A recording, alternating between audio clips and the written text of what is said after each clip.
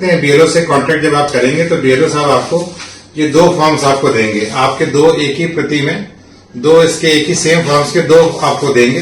तो पहला तो काम आप ये कीजिए कि इसकी फोटोकॉपी करा लीजिए, क्योंकि अगर आपने गलत भर दिया तो इसकी आपको दोबारा वो नहीं मिल पाएगी है कॉपी, उनके पास सिर्फ 2 ही है।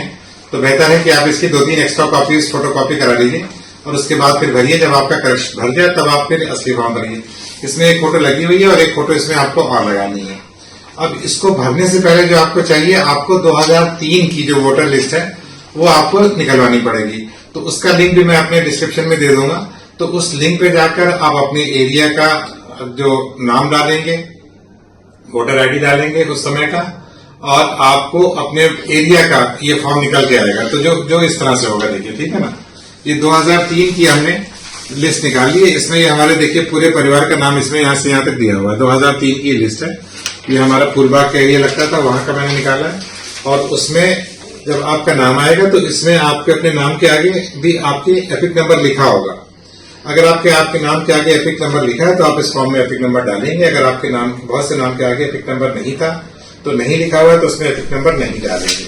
तो अब आपको समझ में आ गया कि आपको पहले आपने 2003 की लिस्ट निकलवा ली, ये 2 फॉर्म अपनी बीएलओ साहब से ले लिए। उसके बाद फिर अब आपको भरने का तरीका मैं समझाता हूँ कि इसको भरा कैसे जाएगा। तो निशा थोड़ा सा इसको करीब से और दिखाएंगे। तो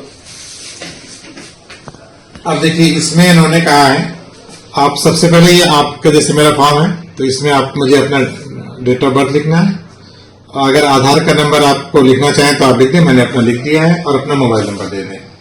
फिर अपने पिता का नाम डालना है आपको, और पिता की जो 2003 में ईपीआई नंबर जो था वो आपको डालना है। तो जैसे मेरे फादर का ये था यहाँ पर, इसमें फादर का एपिक नंबर लिखा हुआ है। अब हालांकि उनका इंतकाल हो गया है, बट उनका एपिक नंबर यहाँ पर था तो मैंने लिख दिया है।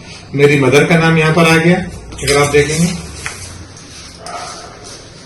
मदर का एपिक नंबर भी मैंने डाल दिया है। पत्नी का नाम यहाँ पे डाल दिया है, और पत्नी का जो एपिक नंबर है वो आपने अपने यहाँ पे डाल दिया, ठीक है ना।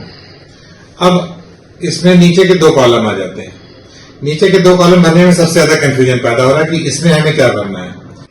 2003 में अगर आपका नाम है तो आपको ये नाम भरना पड़ेगा। तो यहाँ पे निर्वाचक का नाम अपना नाम डाल दिए। ईपीआई संख्या आपकी जो उस समय उपलब्ध थी तो वो आपने 2003 में जो एपिक नंबर था वो आपने डाल दिया। संबंधी का नाम आप अपने पिता का नाम यहाँ पर डालेंगे और संबंध में लिखेंगे पिता।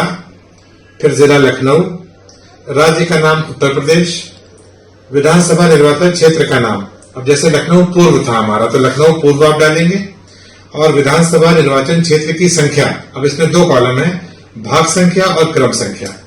तो ये तो आपकी क्रम संख्या है, ठीक है ना। ये जो आप 85 यहाँ पर डालेंगे, क्रम संख्या में 85 पड़ेगा, और भाग संख्या कोने में पड़ेगी आपके, जो यहाँ पे बिल्कुल आखिर में लिखी हुई ये भाग संख्या है। तो भाग संख्या 79 ये आपने यहाँ पे डाल दी, क्रम संख्या आपने 85 यहाँ पे डाल दी। तो ये आपका पूरा फॉर्म भर गया। यहाँ पर आप सिग्नेचर कर देंगे और इसको जमा कर देंगे। तो सबसे ज्यादा कंफ्यूजन इन दोनों कॉलम्स में आ रहा है। ऊपर वाले कॉलम में तो आपको सब पता है कि क्या क्या भरना है। तो इसको मैंने एक बार आप समझ लीजिए कि आपका जो नाम यहाँ पर लिखा है, अगर इसमें आपका नाम गलत लिखा हुआ है तब भी आप वही नाम लिखिए, अपना नाम चेंज करने की जरूरत नहीं है आपको। अगर आपने इसको चेंज कर दिया तो बहुत प्रॉब्लम आ जाएगी, क्योंकि देखिए क्यूआर कोड यहाँ पे पड़ा हुआ है। अगर क्यूआर कोड से आपका नाम वो मैच नहीं करेगा तो आपका फॉर्म रिजेक्ट हो जाएगा। तो 2003 की वोटर लिस्ट में जो भी आपका नाम है, चाहे वो सही लिखा है चाहे गलत लिखा है, वही आपको नाम लिखना है। एपिक नंबर अगर लिखा हुआ है तो एपिक नंबर डालना है, वरना नहीं डालना है। संबंधी का नाम आप अपने पिता का डालेंगे इसमें, ठीक है ना, और उसका संबंध में लिखेंगे पिता, जिला लखनऊ राज्य का नाम, और जो आपके विधानसभा क्षेत्र का नाम लखनऊ पूर्व अगर आप उधर देखें, और भाग संख्या और क्रम संख्या। इस तरह से इसको आपको भर के जमा करना है। अगर आपका 2003 की लिस्ट में नाम नहीं है तो आपको फिर ये वाला फॉर्म भरना है। अगर इस वाले फॉर्म में आपके पिता का नाम नहीं था, आपके 2003 की लिस्ट में आपके फादर का नाम और मदर का नाम नहीं है, तो आप इस कॉलम को भी नहीं भरेंगे, इस कॉलम को नहीं भरेंगे, सिर्फ ये कॉलम भर के आप छोड़ देंगे। ठीक है दोस्तों, तो आई होप कि इससे क्लियर हो गया होगा। अगर कोई कंफ्यूजन है तो आप मेरा वीडियो दोबारा देखिए रिवाइंड करके, आपको समझ में आ जाएगा। अगर नहीं आता है तो आप मुझसे डायरेक्ट पूछ सकते हैं और मेरे डिस्क्रिप्शन में लिखिए तो मैं उसका आंसर दे सकता हूँ। ठीक है, thank you very much, bye bye, take care, see you.